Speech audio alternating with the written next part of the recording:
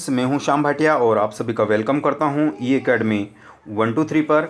और आज हम बात करेंगे पेपर 1 के एनालिसिस के बारे में, जो कि जेई मेंस का पेपर 1 होता है, जिसमें पीसीएम के बैकग्राउंड से क्वेश्चंस पूछे जाते हैं, जो कि बीटेक के एंट्रेंस के लिए होता है और जिसमें 100 से ज़्यादा कॉलेजेस में आपको एंट्रीज मिलती हैं। इनमें आईआईटी भी इंक्लूडेड है, बट आईआईटी के लिए आपको जेई एडवांस देना पड़ेगा। लेकिन उसके अलावा जितने भी एनआईटीज़ और दूसरे कॉलेजेस हैं वो आपको जेई मेंस के स्कोर कार्ड पर मिल जाएंगे। तो ये सारी बात करने वाले हैं। और आज इसका पहला दिन था।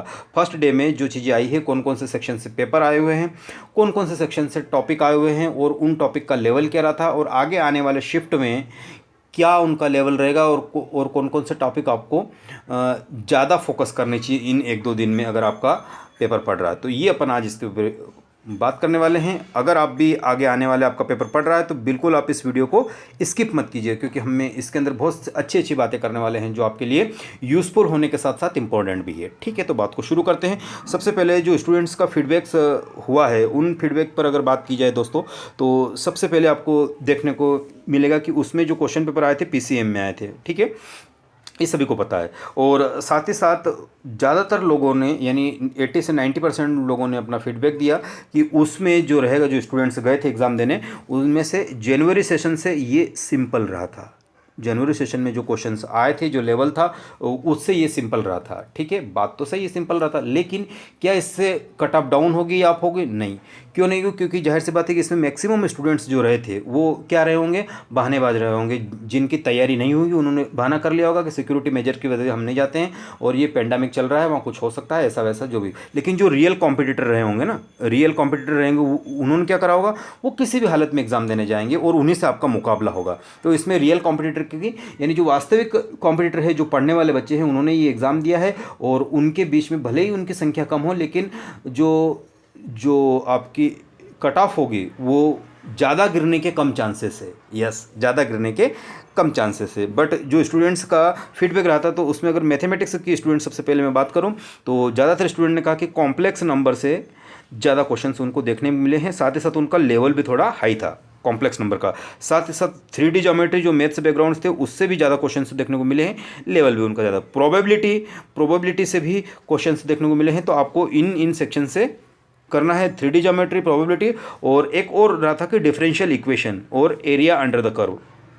इनसे कुछ क्वेश्चंस मिले हैं जो कि आपको इन्हीं सेक्शन पर, मैं ये नहीं कह रहा कि बाकी और पे फोकस नहीं करना, बट इस पर पार्टिकुलर थोड़ा सा ज़्यादा फोकस करना, क्योंकि आने वाले समय में इन पर क्वेश्चंस देखे जा सकते हैं और लेवल ऑफ टफनेस इंक्रीज भी किया जा सकता है। क्योंकि जैसे जैसे ये एग्ज़ाम क्या है, सॉफ्टवेयर गवर्नड है, तो जाहिर सी बात है कि सॉर्टिंग मैकेनिज्म चलता होगा। तो ऑलरेडी इसके अंदर जो चीज़ आ गई है, उन्हीं से क्वेश्चन का स्टॉक या जो भी उनका एक रिवोल्यूशन पैटर्न होता है, उसके ब्याह पर मैं ज़्यादा उसमें नहीं जा रहा हूँ, लेकिन कहने का अर्थ है कि उत्तरोत्तर जो भी शिफ्ट होंगी उसमें थोड़ा सा टफनेस बढ़ता चला जाएगा। ऐसा प्रीवियस ईयर्स का एक्सपीरियंस कहता है और प्रीवियस एग्जाम्स के भी एक्सपीरियंस कहते हैं, जो कि ऑनलाइन एग्जाम्स होते हैं।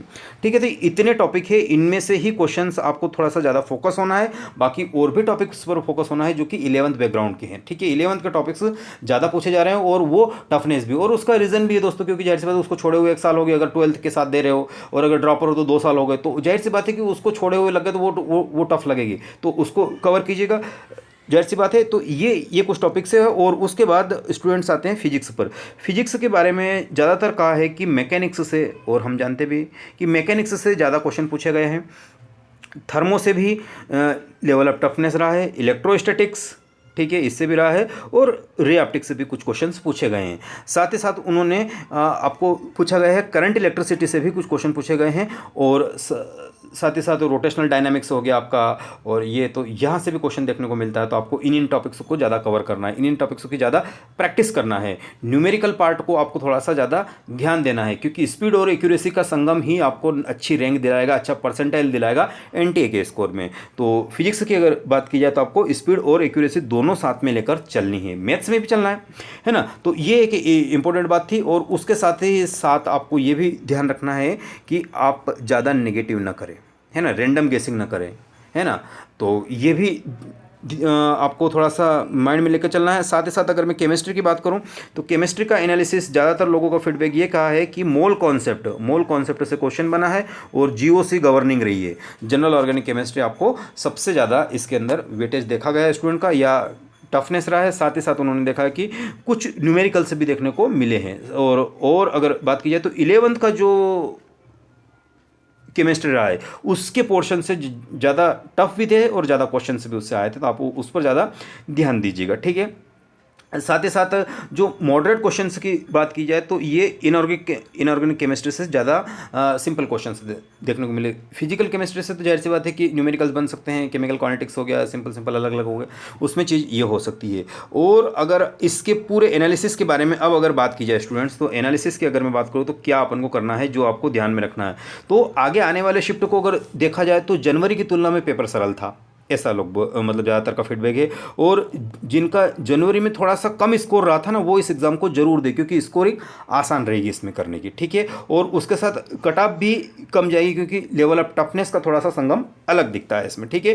क्योंकि इसमें जो अगर अपन बात करते हैं कि स्टैंडर्ड्स की अगर बात करें तो स्टैंडर्ड थोड़ा सा पेंडेमिक की वजह से डाउन हुआ है। और साथ ही साथ अगर कंपेरेटिवली बात करें तो इसमें रियल कॉम्पिटिटर ही आएंगे, उसमें बहुत सारा गार्बेज मटेरियल आगे, फालतू के स्टूडेंट्स आगे जो पढ़ते नहीं थे, लेकिन इसमें रियल कॉम्पिटिटर आएंगे। और आगे आने वाले दिनों की अगर शिफ्ट की बात की जाए तो वहाँ पर जो आगे की शिफ्ट आएंगी उसमें थोड़ी थोड़ी टफ होती चली जाएगी।